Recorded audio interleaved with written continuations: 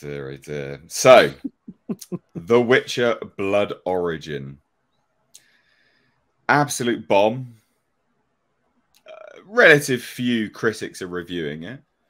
But it's important to note that this won't get a lot of critics reviewing it, right? And this isn't going to be a case of, it's going to be a big disparity between the critics and the fans. The fans are going to love it. The critics hate it, so the fans are probably going to love it. No, this is like fan fiction through and through. This is an unmitigated disaster, an absolute bomb of a show. 42%. It was sitting at, was it 35%, 36%? Initially, when it was originally revealed. So a pretty huge bomb, like I said, a mitigated disaster. And it releases 25th of December. So, I mean, what a Christmas present for, well, what a Christmas present for Netflix, I guess. It's hard. Who's delivering this? Krampus? Yeah, well, yeah, not Santa. It seems to be that. So I thought we'd just talk a little bit about this and gonna take a look, I guess, at some of the reviews here.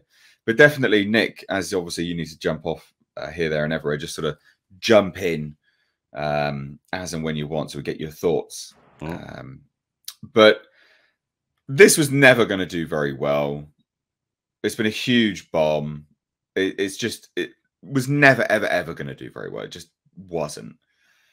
And this sort of, butchered that. And this sort of just confirms, what we all sort of thought. So it's hard to feel invested in the fate of the characters, who ultimately are little more than a footnote in Sapkowski's books, because this is fan fiction. They're just making it up. How much Witcher is too much? Here's your answer. But I would disagree with that. I don't think it's a case of, well, this is too much Witcher. I'd say that this is a case of too much fake Witcher or Poundland Witcher, Costco Witcher, whatever you want to call it. Yeah, I was actually going to say the same, something similar on that comment, because people would say the same thing about Star Wars. After Solo came out and it bombed, and everyone's like, are we getting too much? Star Wars? Are people like? I'm like, no. People literally every single week are looking forward to next week's episode of Game of Thrones, and then when the season ends, everybody can't wait for the next season to start. So it's not about the IP; it's about the quality of it, and obviously the quality of a lot of the stuff we're getting today is just not good. Well, yeah, but it's also been mired in the sort of Henry Cavill leaving situation as well, and essentially completely the fact that mismanaged and I mean it's you got it from multiple angles. So you've got people that tuned into the show because they were Henry Cavill fans.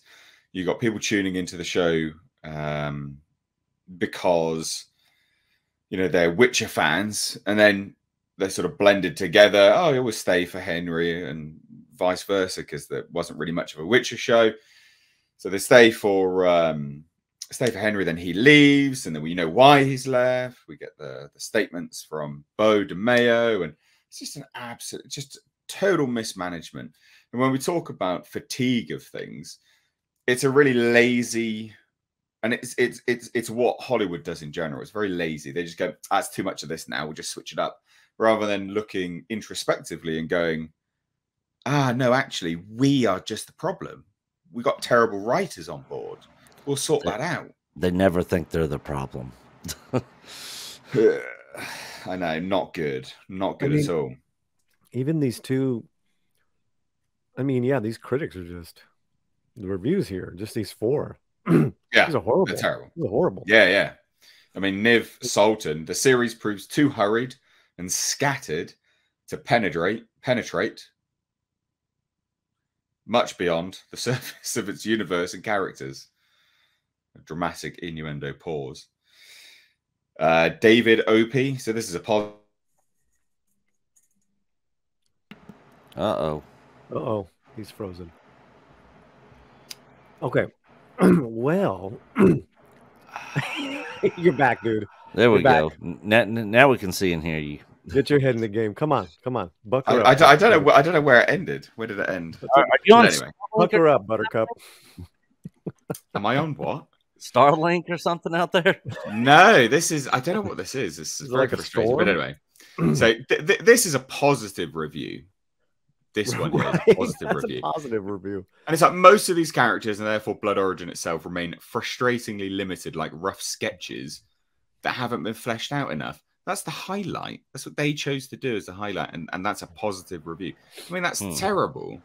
This one here is positive review. While the villains and political storylines surrounding the Golden Empire are less interesting, the series is bolstered by its engaging band of misfits as they journey across the continent, kicking butt wherever they go.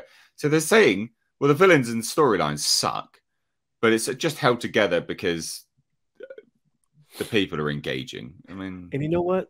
They're probably lying. They're probably not that really engaging, but they maybe kick a little butt. So it's like, oh yeah, this merry band of mischiefs. They kick ass, even though everything else sucks. I'm back. Whatever. Bye-bye. I'm back. Is Tom here? Yeah, I just don't give a fuck about Witcher. Right. Brutal. Brutal. I will say that this is very. The first season had so much promise.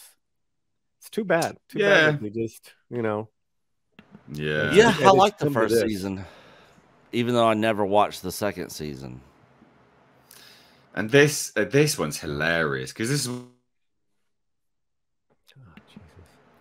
Well, he timed out again. In an year filled with great fantasy, House of Dragon and Rings of Power among them, this ultimately ranks near the bottom. Literally, like every time I start trying to talk. Yeah. Fucking hell, what is going on? So are the green ones like good? No, the green ones are bad. Yeah, the splats are the bad ones. Well, this guy Bradley Russell thinks that Rings of Power is great. Oh jeez, God, what a bozo! Putting House of Dragons and Rings of Power on the same line. Oh, brutal. Get out. Well, this one's comical as hell. Blood Origin does not stand very well on its own or as part of the expanding franchise, managing to focus on some of the least interesting aspects of one of The Witcher's most fascinating pieces of lore. It's like, so it doesn't even succeed on the basic premise of which it was created to try and build out the universe. Dreadful. Our buddy Soul Assassin's in the chat. I know he's a fan of The Witcher. He's saying the animated film was pretty good. I heard that before too. I never saw the animated film, but I loved Castlevania animated film. God, just watch the animated film. Screw all this shit. Yeah. I can't wait to see what the audience scores are going to be on this come, was it December 25th is when it drops, Christmas? Yeah. Christmas Day. What a terrible gift for fans of The Witcher. Like here's a piece of coal for your stocking. Toss a coin to you, Witcher. That was like the only cool part. And then I was like, all right. Yeah. Dear.